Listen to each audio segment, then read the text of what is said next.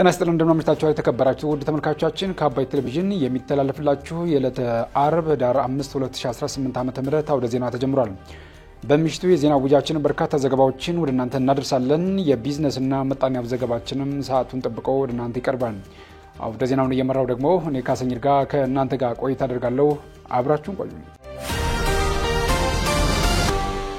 በመጀመሪያው ክፍለ ጊዜ የመረጃ ጥንቅራችን ኤርትራ በኢትዮጵያ ላይ የሚኖራት ጠባጫሪነትና ጣልቃ ገብነት እስካለ ድረስ ዝምታችን ገደብ ይኖረዋል ሲሉ የውጭ ጉዳይ ሚኒስትሩ ማስጠንቀቃቸውን፣ የሀገራዊ ምክክር ኮሚሽን እስካሁን ባለው ሂደት ውስጥ ከገጠሙት ተግዳሮቶች መካከል አንዱ በትግራይ ክልል ያለው ሁኔታ መሆኑን ማስታወቁንና እንዲሁም በአዲግራት ከተማ ትናንት የተጀመረው የህወሓት ተዋጊዎች ተቃውሞ ዛሬም ቀጥሏል መዋሉን መገለጹንና በደቡብ ወሎ ዋሻ የተናደባቸው ማዕድን አውጪዎች አጽም ከ2 ዓመት ገደማ በኋላ እንደገና መገኘቱ መዘገቡን የተመላከቱ መረጃዎችን ጨምሮ ሌሎች ጉዳዮችን ወደ እናንተ እናደርሳችኋለን።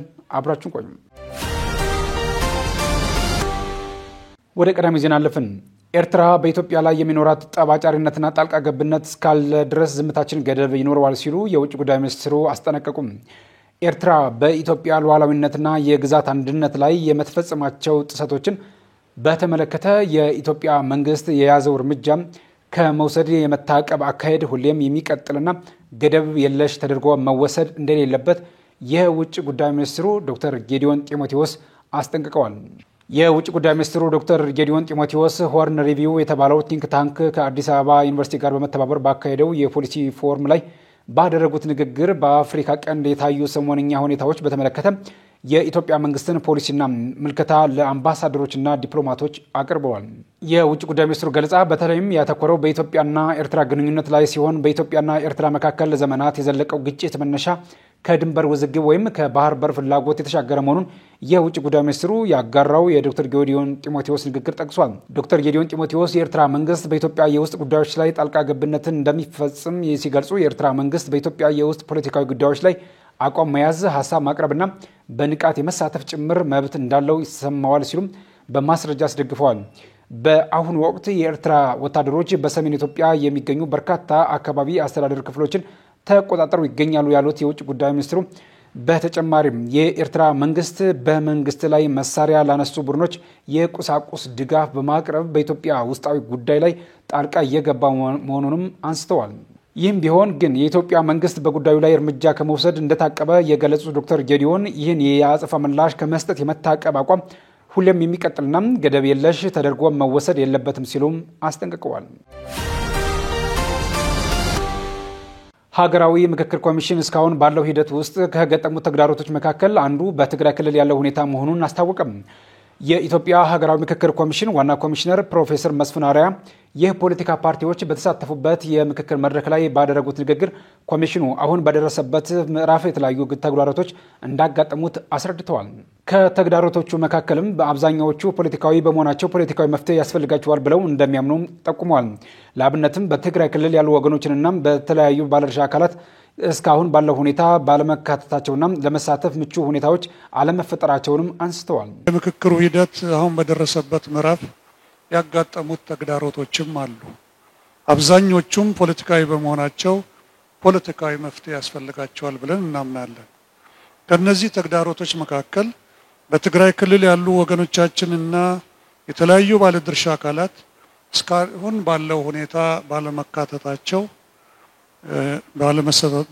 ባለመካተታቸው ቁጥራቸው ውስን ቢሆንም የተለያዩ የፖለቲካ ፓርቲዎችም በየራሳቸው ምክንያቶች በምክክር ሂደቱ ለመሳተፍ ፈቃደኛ አለመሆናቸውና የተወሰኑትም ንቁ ተሳትፎ ሲያደርጉ ቆይተው ከመሳተፍ መታቀባቸው አሉን በሚሏቸው ፖለቲካዊ ጥያቄዎች ምክንያት በትጥቅ ትግል ላይ ያሉ ወገኖች መኖራቸውና እነዚህንም ኃይሎች በምክክር ሂደቱ እንዲሳተፉ ለማድረግ የሚያስችሉ ምቹ ሁኔታዎች አለመፈጠራቸው የሚጠቀሱ ናቸው።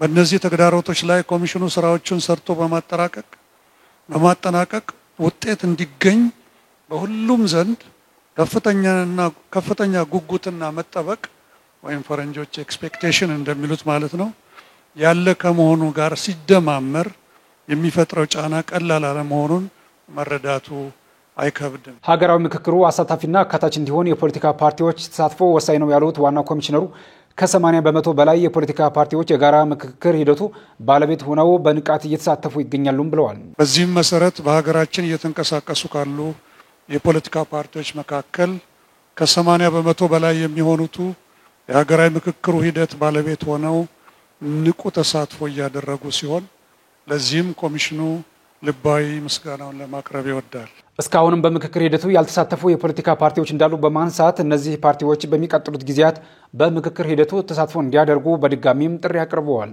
ከጅምሩ ጀምሮ በየራሳቸው ምክንያቶች በሂደቱ ሳይሳተፉ የቆዩ ወይም ሲሳተፉ ቆይተው ወደ መጨረሻው አካባቢ ከመሳተፍ የታቀቡ የፖለቲካ ፓርቲዎችም ተሳትፎ የራሱ ጠቀሜታ አለው። ግጭቶች ረገብ ብለው በትጥቅ ትግል ያሉ ወገኖቻችን አሉን የሚሏቸውን የልዩነት አጀንዳዎች ወደ ምክክር መድረኩ የሚያመጡበትና በሂደቱ ትርጉም ያለው ተሳትፎ ማድረጋቸው ምክክሩን ይበልጥ ውጤታማ ለማድረግ የራሱ የሆነ በጎ አስተዋጽኦ አለው። የምክክር ሂደቱን የተሳካ በማድረግ ወደ ቀጣይ ሀገራዊ ጉባኤ ለመሸጋገር ኮሚሽኑ አጀንዳ የማሰባሰብና የመቅረጽ ስራ እየሰራ መሆኑንም የምክክር ኮሚሽኑ ዋና ኮሚሽነር ፕሮፌሰር መስፍን አርያም ተናግረዋል።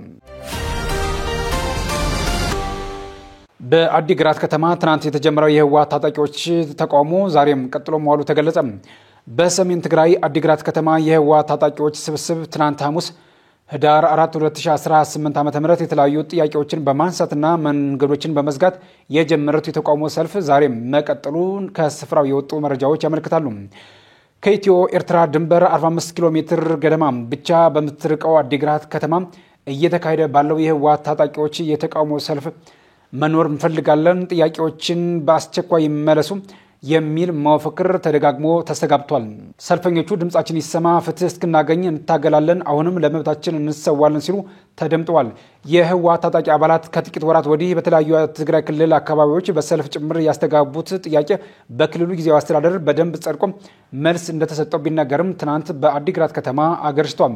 ትናንትና ዛሬ በተካሄዱ ሰልፎች ከአዲግራት ወደ መቀለ የሚወስደው ዋና መንገድ የመኪና መንገድም መዘጋቱና በአዲግራት ከተማ ዋና ዋና መንገዶች ተቃውሞ መሰማቱም ተነግሯል። ሰልፈኞቹ ደሞዛችንና መሬታችን ይሰጠን፣ መሪዎቻችን ድምጻችንን ሰምተው መልስ መስጠት ሲገባቸው ተደብቀውብናል፣ ጥያቄያችን የማይመልስ አይመራንም የሚሉና መሰል መፈክሮችንም አሰምተዋል። ጥያቄያችን አልተመለሰም፣ የተገባልን ቃልም አልተፈጸመም ያሉት ሰላማዊ ሰልፈኞቹ ከጠዋት ጀምሮ የዘጉት ዋና መንገድ እንዲከፍቱም በሀገር ሽማግሌዎችና በከተማው አስተዳደሮች ቢለመኑም የሚመለከተውን አመራር ሳያገኙ እንደማይከፍቱ በመንገድ ዛሬ ጠዋትም ሰልፉን ማካሄዳቸውንም ቀጥለዋል። ከአንድ ወር በፊት ለተከታታይ 5 ቀናት ዋና የመኪና መንገድ በመዝጋት የተካሄደው የህወሓት ታጣቂዎች አባላት ሰልፍና ተቃውሞን ተከትሎ የትግራይ ጊዜያዊ አስተዳደሩ የክልሉ የጸጥታ ኃይሎች ተጠቃሚነት የሚያረጋግጥ ረቂቅ ደንብ አጽድቄያለሁ ማለቱ ይታወሳል። የጸደቀው ደንብ መሰረታዊ ፍላጎቶች፣ የሕክምና አገልግሎት፣ የቤት መስሪያ መሬት፣ በመንግስታዊና መንግስታዊ ያልሆኑ ተቋማት የሚሰጥ የክብር አገልግሎት፣ ትምህርት፣ ስልጠናና ሌሎች ጥቅማ ጥቅሞችም ያካተተ እንደሆነ በወቅቱ የተነገረ ቢሆንም ቃል የተገባልን አልተሟላም ያሉ አካላት ሰልፍ ማካሄዳቸውንም ቀጥለዋል። በደቡብ ወሎ ዋሻ የተናደባቸው ማዕድን አውጪዎች አጽም ከ2 ዓመት ገደማ በኋላ መገኘቱ ተዘገበ። በአማራ ክልል ደቡብ ወሎ ዞን ደላንታ ወረዳ የኦፓል ማዕድን ቁፋሮ ላይ እያሉ ዋሻ የተናደባቸው 8 ግለሰቦች 1 ዓመት ከ10 ወራት በኋላ አጽማቸው መገኘቱ ተዘግቧል። የማዕድን አውጪዎቹ አስከሬን የተገኘው በሌሎች የማዕድን ቁፋሪዎች እንደሆነ ግለሰቦቹ አባል የሆኑበት የወርቅ ዋሻ የከበሩ ማዕድናት አምራቾችና የግብይት ማህበር ሊቀመንበር አቶ ተስፋዬ አጋዥ ተናግረዋል። የ8ቱ ማዕድን አውጪዎች ስርዓተ ቀብርም ዛሬ ረፋድ ላይ መፈጸሙንም አቶ ተስፋዬ ለቢቢሲ አስታውቀዋል። ማዕድን አውጪዎቹ ከ2 ዓመት ገደማ በፊት ጥር 30 2016 ዓ.ም ሌሊት የኦፓል ማዕድን በቁፋሮ ለማውጣት ሲሞክሩ ነበር ዋሻ ውስጥ የተቀበሩት። 150 ሜትር ርዝማኔ ወዳለው ዋሻ ዘልቆ ለመግባት መቆፈር የተቻለው 33 ሜትር ገደማ ብቻ መሆኑን በወቅቱ የተገለጸ ሲሆን ግለሰቦቹን ለማውጣት ሲደረግ የነበረው ጥረትም በቁፋሮ ወቅት አፈሩ በመደርመሱ ከ6 ቀናት በኋላ መቋረጡም ይታወሳል። የማህበሩ ሊቀመንበር አቶ ተስፋዬ አጋዥ የማዕድን ቆፋሪዎችን አስከሬን የተገኘበትን ሁኔታ ሲያብራሩ በአንዳንድ ሜትር ርቀት እንደተገኙ ጠቁመው መጨረሻ የሞተው ብቻ ገለል ብሎ ተገኝቷል ነው ያሉት።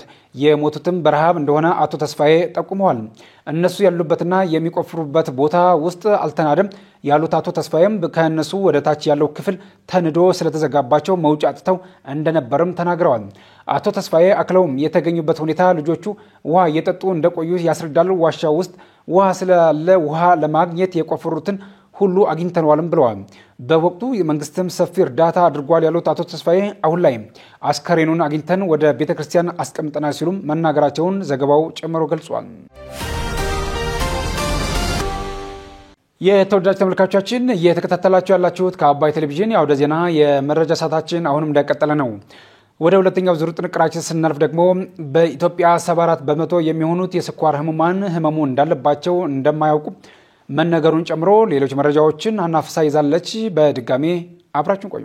የብሔሮች ብሔረሰቦችና ህዝቦች በዓል የሚከበርበት የማዕከላዊ ኢትዮጵያ ክልል በዓሉን በአስተማማኝ የጸጥታ ሁኔታ ለማክበር መዘጋጀቱን አስታወቀ። የማዕከላዊ ኢትዮጵያ ክልል ርዕሰ መስተዳደር ዶክተር እንዳሻው ጣሰው ህዳር 29 ቀን የሚከበረው 20ኛው የብሔሮች ብሔረሰቦችና ህዝቦች በዓልን እንዲሁም በክልሉ እየተሰሩ ያሉ መሰረተ ልማቶችን አስመልክተው በዛሬው ዕለት ለጋዜጠኞች መግለጫ ሰጥተዋል። በዓሉ በማዕከላዊ ኢትዮጵያ ክልል አስተናጋጅነት ዲሞክራሲያዊ መግባባት ለህብረ ብሔራዊ አንድነት በሚል መሪ ሀሳብ በሆሳዕናና በወልቂጤ ከተማ ለማክበር ዝግጅት ተደርጓልን ብለዋል። በዓሉ ታላቁ የኢትዮጵያ ህዳሴ ግድብ ግንባታ በተጠናቀቀበት እንዲሁም ትላልቅ ፕሮጀክቶችን ኢትዮጵያ በጀመረችበት ዓመት የሚከበር መሆኑን የገለጹት ርዕሰ መስተዳድሩ የሀገሪቱን የከፍታ ጉዞ የሚመጥን ሆኖ እንዲከበር በተለያዩ መስኮች ዝግጅት ተደርጓል ነው ያሉት። የመጀመሪያ ጉዳይ የህዝቡን አንድነት አጠናክሮልናል። አንድነት መጠናከር እጅግ በጣም ትልቅ አስተዋጽኦ አድርጓል ብለን እንወስዳለን። ሁለተኛው የልማት ኢኒሼቲቭ በጥራትና በብዛት ለመስራትም ጥሩ ሞራል ሆኖናል። በ2017 18 ከዛም ጊዜ በፊት በነበረው ጊዜ የጀመርናቸው የተለያዩ ኢኒሼቲቮች አሉ። በግብርና መስክ፣ በኢንዱስትሪ መስክና በሌሎች መስኮች እነዚህን በላቀ ደረጃ ለመፈጸም ሰራተኛውን በማስተባበር ህዝቡን በማስተባበር አመራሩን በማስተባበር የተሻለ አፈጻጸም እንዲኖራቸው ለማድረግ የሰራነው ስራ አጠናክሮልናል። ሌሎች ከተሞቻችንን ለማደስና ደረጃቸውን ለማሻሻል ጠቅሞናል። ሌላው ክልሉ ያሉትን ጸጋዎች በአግባቡ እንዲያውቅና ስራ ላይ እንዲያውል የብሔር ብሔረሰብ በዓል ማክበር እድሉ በተሰጠን ማግስት ጀምረን ምንድነው ክልሉ ያለው ፖቴንሻል አቅም ብለን አስጠንተናል። በግብርና ምን እንመስላለን፣ በኢንዱስትሪ ምን እንመስላለን፣ በቱሪዝም የዲጂታል ኢትዮጵያን ከመገንባት አንፃር ምን እድላለን ብለን አሰስመንት ሰርተን በዓሉን ለማድመቅ ምን እንጠቀምበታለን፣ በኋላም ለሀገር ግንባታ ምን እንጠቀምበታለን ብለን እናስባለንና ሲጠቃለል ይሄ ብሔር ብሔረሰቦችና ህዝቦች ማክበር አንድ ቀን ሁለት ቀን ከምናከብረው በዓል ውጪ ትልቅ ፋይዳ አለው። አክለውም የሁሉ ነገር መዳረሻ ሰላም በመሆኑ በሰላም ጉዳይ 24 ሰዓት እየተሰራ ነው ያሉ ሲሆን ለበዓሉ ተሳታፊዎች፣ ለክልሉ አመራሮችና ለሀገሪቱ ነዋሪዎች ተከታዩን መልእክት አስተላልፈዋል። የሁሉ ነገር መዳረሻ ሰላም ነው። በክልላችን ስራ ከጀመርን ጊዜ ጀምሮ ለሰላም እንቅፋት የሆኑ ነገሮችን በማስተካከል በመወያየት ህግ በማስከበር ትልልቅ ስራዎች ተሰርተዋል። በአሁኑ ሰዓት በየትኛውም አካባቢ 24 ሰዓት ሰው ሊንቀሳቀስበት የሚችል ክልል ነው። ከአዲስ አበባ ሆነ ከሌላ ቦታ የሚንቀሳቀሱ መግቢያ 1 3 4 በሮች አሉ። በሁሉም በር ሰው ለመንቀሳቀስ ወደዚህ ቦታ ለመምጣት አዳጋች ነገሮች የሉም።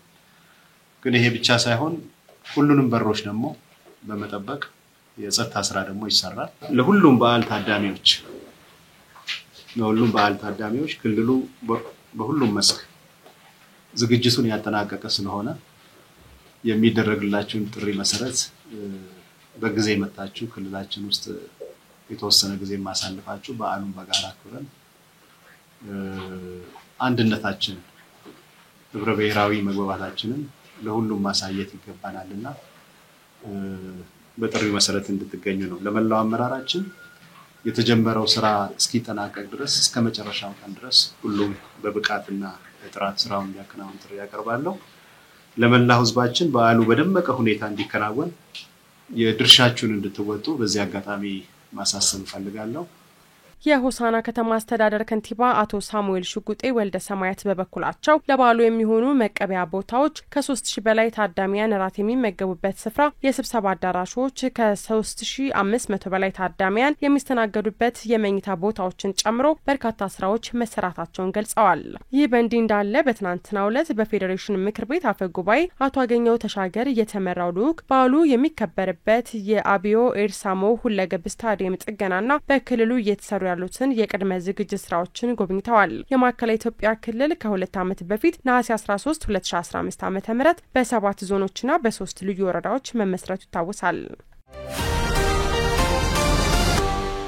የኢትዮጵያ የትምህርት ስርዓት አሁንም ሙሉ በሙሉ ከችግር ማላቀቅ እንዳልተቻለ የፓርላማው ቋሚ ኮሚቴ በግምገማው አሳሰበ። በሕዝብ ተወካዮች ምክር ቤት የሰው ሀብት ልማት ስራ ስምሪትና ቴክኖሎጂ ጉዳዮች ቋሚ ኮሚቴ የትምህርት ሚኒስቴርን የ2018 በጀት ዓመት የአንደኛ ሩብ ዓመት እቅድ አፈጻጸም ዛሬ ገምግሟል።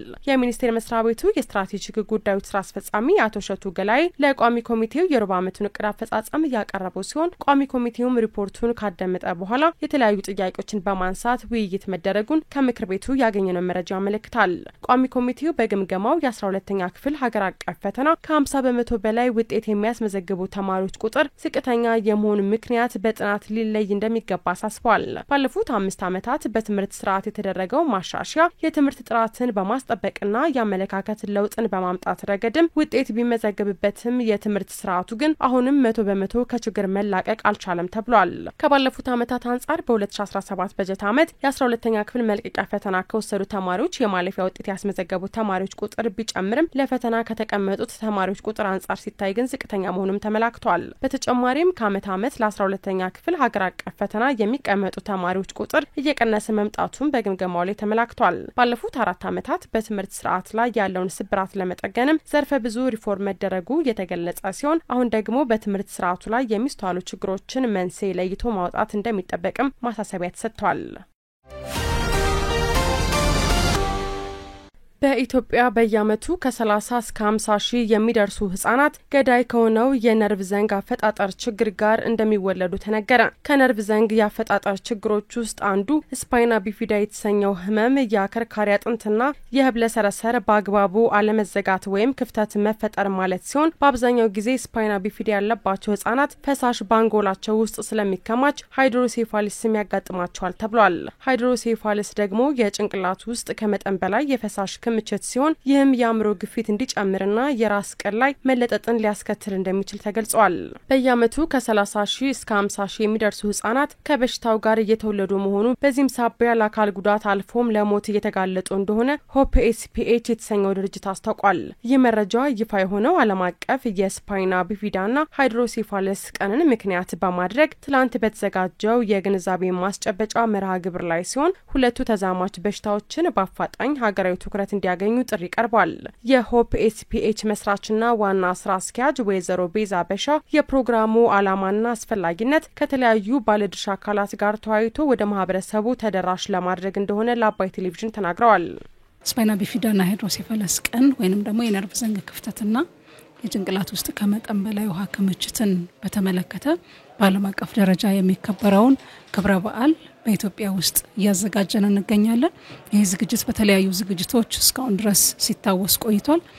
በዚህ ወር ውስጥ በርካታ ዝግጅቶችን ያደረገን ሲሆን ዛሬ ደግሞ ከጥበብ ሰዎችና በበጎ አድራጎት ላይ ከተሰማሩ እንዲሁም በሌሎች በማህበረሰብ ውስጥ ከፍተኛ እውቅና ያላቸውና እንደ ሮል ሞዴል እንከተላቸው ምንችላቸው ሰዎችን አንድ ላይ በማምጣት በዚህ ጉዳይ ላይ ግንዛቤ ለመፍጠርና ወደ ማህበረሰቡ ተመልሶ የሚሄድን ግንዛቤ በእነሱ ዘንድ ለማስረጽ ታስቦ የተዘጋጀ ዝግጅት ነው። ጥናቶቹ እንደሚያሳዩት ከሆነ እስከ 70% የሚሆኑት የስፓይና ቢፊዳ ችግሮች በዋናነት በእናቶች የፎሊክ አሲድ እጥረት ምክንያት የሚከሰቱ መሆኑ ተመላክቷል። ይህንን ለመከላከልም ሴቶች ከ15 እስከ 49 ዓመት ባለው የእድሜ ክልል ውስጥም በተፈጥሮ ፎሊክ አሲድ ያላቸው ምግቦችን አዘውትረው በመመገብ በእርግዝና ወቅትም የፎሊክ አሲድ እንክብሎችን በመውሰድ በተጨማሪም በፎሊክ አሲድ የበለጸገ የስንዴ ዱቄትና ዘይት መጠቀም ወሳኝ መሆኑ ተመላክቷል። ወይዘሮ ቤዛ አክለውም የድርጅቱ ቀጣይ እቅዶችና ተልእኮች የግንዛቤ ማስጨበጥ ስራዎችን መስራት እንደሆነ ተናግረዋል። በርካታ የግንዛቤ ማስጨበጫ ስራዎችን፣ የውሳኔ ሰጪ አካላትን ግንዛቤ ማስፋት እንዲሁም ደግሞ በሰፊው ማህበረሰብ ዙሪያ ያሉ የግንዛቤ የመጨመር ስራ የሚሰራ ሲሆን ከዚህ በኋላ ትልቁ ዓላማችን ችግሩን መከላከል እንዲሁም ደግሞ ከችግሩ ጋር መከላከል ሳይቻል ለሚወለዱት ልጆች ደግሞ በቂ የሕክምና አገልግሎት የትምህርት አገልግሎት እንዲሁም ማህበራዊ ተካታችነት መረጋገጥ እንዲችል የበኩላችንን አስተዋጽኦ በማበርከት እንቀጥላለን። በጉዳዩ አንገብጋቢነት የተነሳ ድርጅቱ በአሁኑ ጊዜ ከ5700 በላይ ቤተሰቦችን እየረዳ መሆኑን የገለጹት ወይዘሮ ቤዛ ከሀገሪቱ ከተለያዩ ክፍሎች ወደ አዲስ አበባ ለሚመጡ ህጻናትና ቤተሰቦች ማቆያና ማገገሚያ ስፍራ እያዘጋጀ መሆኑንም ተናግረዋል። በኤርትራ ማንነት ተኮር የመብት ጥሰትና መድሎ እየተፈጸመ ይገኛል ሲል ጄኖሳይዶች የተሰኘ ተቋም አስታወቀ። ከ57000 በላይ የሚሆኑ የአፋር ተወላጆች በኤርትራ ውስጥ የሚደርስባቸው ማንነት ተኮር የሰብአዊ መብት ጥሰቶች እንዲሁም መድሎችን ምክንያት መጠለያ ለመፈለግ ወደ ኢትዮጵያ መሰደዳቸው ጄኖሳይዶች አስታውቋል። ተቋሙ ባወጣው ሪፖርትም አፋሮች በኤርትራ በጣም ከተገለሉ የማህበረሰብ ክፍሎች መካከል ዋነኞቹ መሆናቸውን ጠቅሶ ለአስርተ ዓመታት በኤርትራ መንግስት የሚመራ ጭቆና እንደደረሰባቸው አመልክቷል። እንዲሁም የኤርትራ መንግስት ፖሊሲዎች የአፋር ማህበረሰብን ከጥንት መኖሪያ ማፈናቀሉን በመግለጽ ባህላዊ የአሳ ማጥመድ ስራቸውን እንደከለከለባቸው እንዲሁም የጅምላ ስርዓቶች እንዳስከተለባቸው ጠቁሟል። በኤርትራ ውስጥ የሚገኙ የአናሳ ቡድኖች ሁኔታ አሳሳቢ ነው ያለው ጄኖሳይዶች የሀገሪቱ መንግስት እውቅና ከሰጣቸው የሱኒ እስልምና፣ የኤርትራ ኦርቶዶክስ፣ የሮማን ካቶሊክና ኢቫንጀሊካል ሉትራን ውጭ ያሉ የሌሎች እምነት ተከታዮች ኢላማ ይደረጋሉ፣ ይታሰራሉ፣ እንዲሁም ሃይማኖታዊ ነጻነታቸው ይገፈፋል ሲል አክሏል። ተቋሙ በኤርትራ ሰፊ የሰብአዊ መብት ጥሰቶች መኖራቸውን ገልጾ ለአብነትም በተቃዋሚዎችና በአናሳ ብሔረሰቦች ላይ የሚፈጸም ሁከት፣ የመገናኛ ብዙሃን ገደብ እንዲሁም ስልጣን በፕሬዚዳንት ኢሳያስ አፈወርቂ እጅ ስር መከማቸቱን አመልክቷል። አዲስ ስታንዳርድ እንደዘገበው ተቋሙ ኤርትራን በዘር ማጥፋት 10 ደረጃዎች ሞዴሉ መሰረትም በመድሎ ደረጃ 3፣ በማደራጀት ደረጃ 5ና በወገንተኝነት ደረጃ 6ኛ ላይ ያስቀምጧታል። የኤርትራ መንግስት ሁሉንም የፖለቲካ እስረኞች እንዲፈታና ነጻና ፍትሃዊ ምርጫዎችን እንዲያካሂድ ያሰባሰበው ሪፖርቱ በተጨማሪም ጥብቅ በሆነው የመገናኛ ብዙሃን ሳንሱር ምክንያት በጣም አነስተኛ መረጃ ከኤርትራ እንደሚወጣ ጠቅሷል። የፖለቲካ ተቃዋሚዎች፣ ጋዜጠኞችና በአጠቃላይ ተቃዋሚ ተደርገው የሚታዩ ሰዎች በተደጋጋሚ ለዓመታት ያለ ፍርድ እንደሚታሰሩ እንዲሁም በርካቶች እንደጠፉም አመልክቷል። ከነዚህ መካከል ከ2 አስርት ዓመታት በፊት በፕሬዚዳንት ኢሳያስ አፈወርቂ ላይ የተቃውሞ ንግግር ካሰሙ በኋላ የታሰሩ 11 ፖለቲከኞችና 16 ጋዜጠኞች ይገኙበታል ሲል የተቃውሞ ሪፖርት አስታውሷል። ከአባይ ቴሌቪዥን የምሽት ዘገባዎች እንደቀጠሉ ናቸው። ውድ ተመልካቾቻችን አሁን ደግሞ የቢዝነስና ምጣኔ ሀብት ጉዳዮች የሚቀርቡበት ሰዓት ላይ ደርሰናል። መረጃዎችን ዳሩ ሰላም ተሾመ ይዛለች። በድጋሜ አብራችሁን ቆዩ። የስራና ክህሎት ሚኒስቴር ከኢንተርፕረነርሺፕ ልማት ኢንስቲትዩት ጋር በመተባበር ዓለም አቀፍ የኢንተርፕረነርሺፕ ሳምንት ሊያዘጋጅ ነው። የስራና ክህሎት ሚኒስትሯ ወይዘሮ ሙፈሪያት ካሚል ከኢንተርፕረነርሺፕ ልማት ኢንስቲትዩት ጋር በመተባበር የሚዘጋጀውን ዓለም አቀፍ የኢንተርፕረነርሺፕ ሳምንት በይፋ ሊጀመር መሆኑን አስመልክቶ ዛሬ ህዳር 5 ቀን 2018 ዓ.ም ጋዜጣዊ መግለጫ ሰጥተዋል። ሚኒስቴሩ ዋና ትኩረቱ የሰለጠነ የሰው ኃይልን ከገበያ ፍላጎት ጋር ማጣጣም፣ የቀጣይ የስራ ዕድል መፍጠርና ፍትሃዊ የስራ ልምዶችን ማስተዋወቅ መሆኑን ገልጸዋል። ኢንተርፕረነርሺፕና ኢኖቬሽንን ለሁለንተናዊ ጉዞው አይነተኛ መሳሪያ አድርጎ እንደሚጠቀምም ተጠቁሟል። መንግስት ለጉዳዩ ትኩረት መስጠቱ ከማሳያዎቹ መካከል የስታርታፕ አዋጅ መጽደቁና የረቂቅ ፖሊሲ ውይይት ለኢትዮጵያ ወርቃማ ጊዜ መፍጠሩም ተገልጿል። ዘንድሮ በጋራ እንገንባ በሚል መሪ ቃል የሚካሄደው የዓለም አቀፍ የኢንተርፕረነርሺፕ ሳምንት የመክፈቻ መርሃ ግብር ህዳር 8 ቀን 2018 ዓ.ም በስካይላይት ሆቴል ይካሄዳልም ተብሏል። በመድረኩ ኢንተርፕረነሮች፣ ባለሀብቶች፣ ፖሊሲ አውጪዎችና የዘርፉ ተዋናዮች እንደሚሳተፉም ተገልጿል። የኢትዮጵያ ኢንተርፕረነርሺፕ ስነ ምህዳር እያደረገ ያለውን ጉልህ ጥረት በማሳየት ሀገሪቱ እስካሁን ከ1200 በላይ ሁነቶችን በማስመዝገብ ከብራዚል ቀጥላ በዓለም ሁለተኛና በአፍሪካ አንደኛ ሆና እየመራች መሆኑ ተገልጿል። ሚኒስቴሩና ኢንስቲትዩቱ ህዳር 18 ቀን 2018 ዓ.ም በሸራተን አዲስ ሆቴል በሚካሄደው የመዝጊያ ስነ ስርዓት ላይ የዘርፉ ተዋናዮች እውቅና የሚያገኙ ሲሆን ባለድርሻ አካላት ንቁ ተሳትፎ እንዲያደርጉም ጥሪ አቅርበዋል። የአይኤምኤፍ ባለሙያዎች በኢትዮጵያ የተራዘመ የብድር አቅርቦት አራተኛ ዙር ግምገማ አዎንታዊ እርምጃ መታየቱን ገለጹ። የዓለም አቀፉ የገንዘብ ድርጅት አይኤምኤፍ ልዑካን ቡድን የኢትዮጵያ የተራዘመ የብድር አቅርቦት አራተኛ ዙር ግምገማ በባለሙያዎች ደረጃ ከስምምነት ለመድረስ የሚያስችል አዎንታዊ እርምጃ ማሳየቱን አስታውቋል። የአይኤምኤፍ ልዑካን ቡድን ይህንን የገለጸው ከጥቅምት 20 እስከ ዛሬ በአዲስ አበባ ጉብኝት ካደረገ በኋላ ባወጣው አጭር መግለጫ ላይ ሲሆን አራተኛው ዙር ግምገማ ላይ የሚደረገው ውይይትም በመጪዎቹ ሳምንታት እንደሚቀጥል የልዑካን ቡድኑ መሪ አልቫሮ ፒሪስ ገልጸዋል።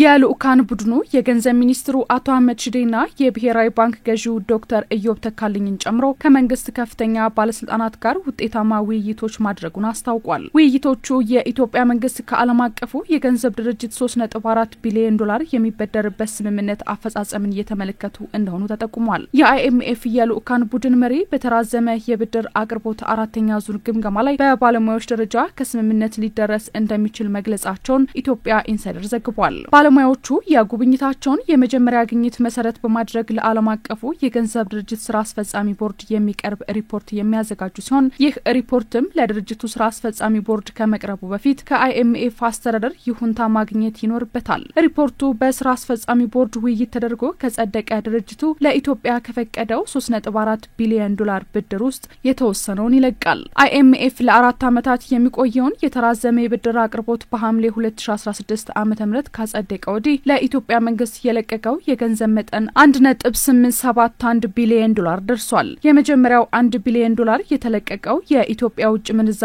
ግብይት በገበያ ላይ የተመሰረተ እንዲሆን መደረጉን ተከትሎ ነው።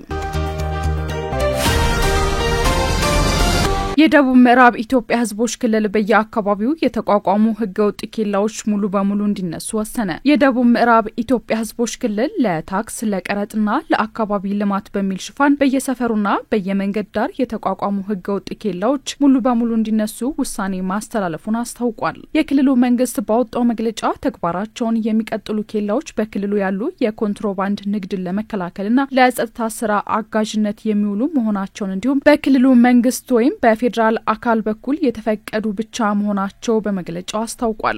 የክልሉ መንግስት ዛሬ ባወጣው መግለጫ ህገወጥ ኬላዎች ምርት በነጻነትና በተቀላጠፈ ሁኔታ ለገበያ እንዳይቀርብ በማድረግ ዜጎች በስራቸው ልክ እንዳይጠቀሙ እንቅፋት መሆናቸውን ገልጿል። ክልሉ ይህንን ውሳኔ ያሳለፈው በየአካባቢው የተቋቋሙ ኬላዎች በክልሉ ኢኮኖሚያዊ እንቅስቃሴ ላይ ከፍተኛ ጫና ማሳደራቸውን ተከትሎ እንደሆነ አስታውቋል። በየአካባቢው ኬላዎችን ማቋቋም ኢኮኖሚን የሚያዳክም አሰራር መሆኑን የገለጸው ክልሉ ይህንን ውሳኔ ሙሉ በሙሉ ለማስቆም ክልሉ ለነጻ ገበያና ለህግ የበላይነት ያለውን ቁርጠኝነት ለማስፈጸም የተላለፈውን ውሳኔ ተቀብሎ ወደ ተግባር የማይለውጥ ማንኛውም የመንግስት መዋቅር የስራ ኃላፊ ወይም ባለድርሻ አካላት ተጠያቂነቱን ይወስዳል ሲል በመግለጫው ላይ አስጠንቅቋል። ውሳኔውን ለማስፈጸም ክልሉ አስፈላጊና የማያዳግም ህጋዊ እርምጃ የሚወስድ መሆኑን ገልጿል። የጉምሩክ ኮሚሽን ከሌሎች የመንግስት ተቋማት ጋር በመሆን ባለፈው ዓመት ባደረገው ጥናት በኢትዮጵያ የጸጥታ ችግር ባለባቸው አካባቢዎችን ሳይጨምር 297 የሚሆኑ ህገወጥ ኬላዎች እንዳሉ ይፋ አድርጎ እንደነበርም ይታወሳል። ኮሚሽኑ ባለፈው ዓመት ሚያዝያ ወር ላይ ለፓርላማ ሪፖርት ባቀረበበት ወቅት እነዚህ ህገወጥ ኬላዎች በህብረተሰቡ እንቅስቃሴ በገቢ እቃዎችና በውጭ ምርቶች ላይ ተጽዕኖ መፍጠራቸውን መግለጹ አይዘነጋም። ስትከታተሉት የነበረው የዕለተ አርብ ህዳር 5 2018 ዓ.ም የአውደ ዜና የመረጃ ጥንቅራችን ይህንን ይመስል ነበር። አብራችሁን ስለነበራችሁ ምስጋናችን ከልብ ነው። በያላችሁበት ሰላም